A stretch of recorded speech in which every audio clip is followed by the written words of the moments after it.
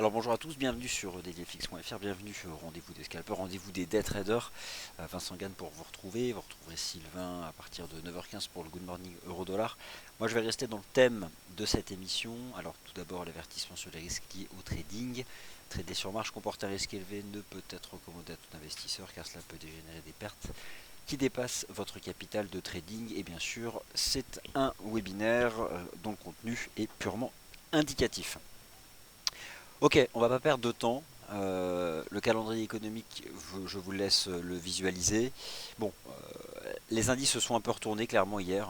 Ça patine, ça a du mal à relancer. Alors c'est franchement pas évident de toute façon.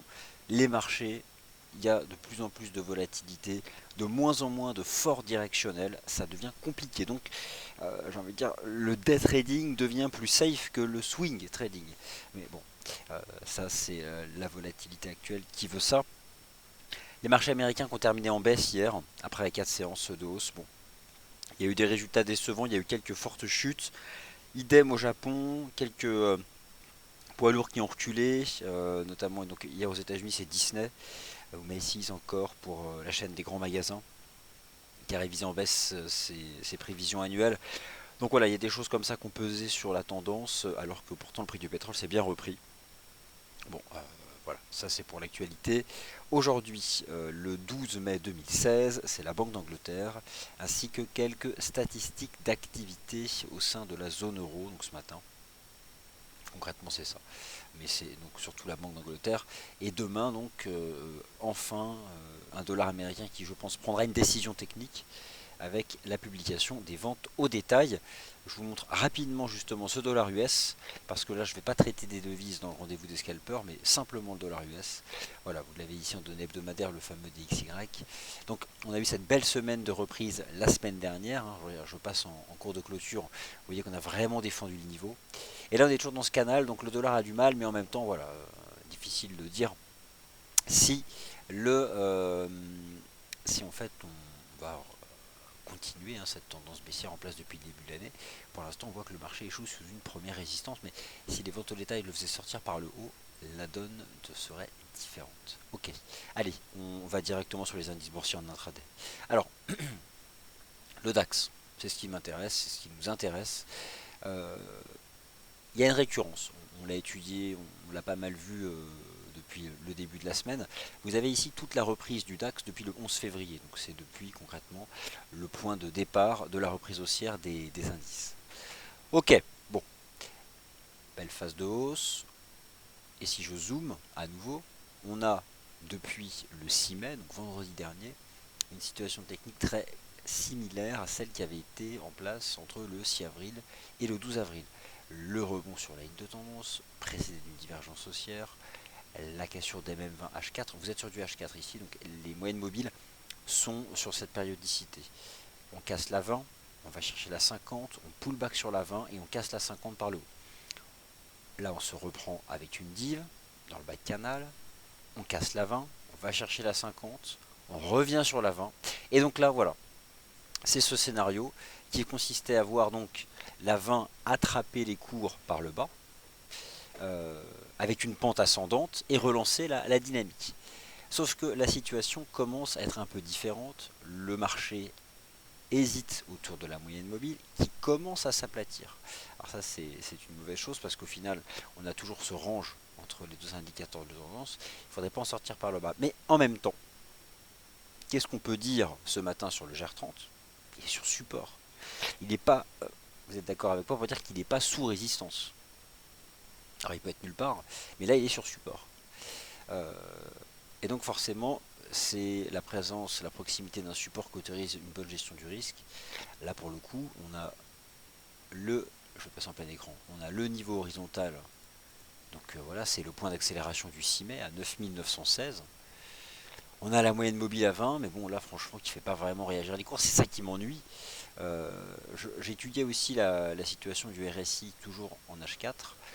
On avait bien oscillé autour de 50 avant de s'en extraire. Là, on a tenu 50 et on rebascule en dessous. C'est compliqué. Mais en même temps, on ne peut pas vendre un support. Et j'ai envie de dire, si on prolonge et qu'on va carrément chercher le bas du canal, ça nous donne 9850. Je vais mettre ça en 9850, voilà. Donc c'est vraiment là-dessous que ça deviendra compliqué. Mais bon, pour l'instant, il n'y est pas. Donc voilà, c'est tout ce qu'on peut dire. Après, je dois admettre que là, la situation est un peu faible. Je ne sais pas trop ce qu'on fait autour de. Il n'y a pas vraiment d'impulsion, mais en même temps, on est sur support par rapport au rendement risque. Bah voilà, une stratégie, elle peut se prendre. Euh, alors pour gérer son risque, c'est quoi? Ça peut être les 9916, 9900 ou 9850. Après, ça fait quand même un certain nombre de points. Mais bon, si on est vraiment dans la partie basse du canal, soutenu par la moyenne mobile et ce niveau horizontal, derrière l'idée c'est de remonter, chercher la 50. Bon, c'est compliqué quand même ce matin sur le GR30. L'Eurostoxx 50 c'est pareil, donc fausse cassure de la ligne de tendance, réintégration le 6 mai. Et donc hier on avait quelque chose qui était hyper intéressant, on venait faire un pullback sur le canal, remontrer que le canal avait un rôle support. C'est ce qu'on fait finalement depuis 4 fois 4 heures. Regardez ces toutes dernières bougies H4 de l'Eurostoxx 50, on défend vraiment la ligne de tendance, à l'image d'ailleurs de ce que fait le DAX. Il tente de défendre MM20, 9940, 9916, 9900, sans pour autant avoir un marché qui paye. Donc pour résumer, ça va pas forcément vous aider, mais les indices européens sont sur support, mais le momentum est faible. Et il n'y a pas pour l'instant de signaux de reprise. Ça glisse, ça glisse, ça glisse. Espèce de glissade depuis le 11 mai, donc depuis hier. Mais là, on est sur support. Donc, de toute façon, si le DAX, l'Eurostoxx 50 et le CAC et Lucasson, le FTSE, veulent poursuivre cette phase haussière qui a démarré vendredi dernier, ça doit se faire ce matin. Sinon, c'est fini. On a vraiment le risque de rebasculer sous les points bas du CIBA. Donc, de toute façon, je pense que la réponse viendra ce matin. On verra. La chose qui peut éventuellement apporter du soutien donc, aux indices boursiers de la zone euro. On a eu hier une séance de consolidation à Wall Street. On a fait 3 séances consécutives de hausse. On a eu une séance de conso. Bon, ça peut être pas mal là aussi pour faire un peu respirer le marché qui s'était bien repris. Et derrière, repartir. Mais c'est pareil, hein, les indices US, regardez le dos, il est sur support. Mais c'est ce même support sur lequel on est depuis le 6 mai sans parvenir à accélérer franchement.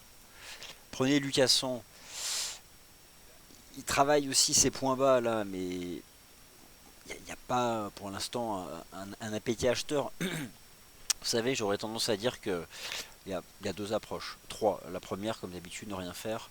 La seconde approche, être agressif, considérer qu'on est sur support et s'y essayer en gérant son risque avec tous ces niveaux techniques qui sont propres.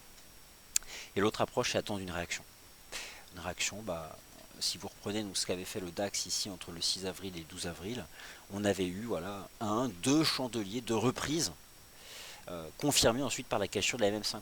Et peut-être que ça c'est nécessaire pour avoir la conviction que le marché veut vraiment repartir en avant et que ce qu'il nous a proposé depuis vendredi dernier n'était pas qu'un simple rebond intermédiaire avant de baisser davantage. Donc voilà. Alors le CAC 40 c'est un peu différent, il est un peu plus faible, mais en l'état on retrouve quelque chose d'assez similaire au FTSE. Hein.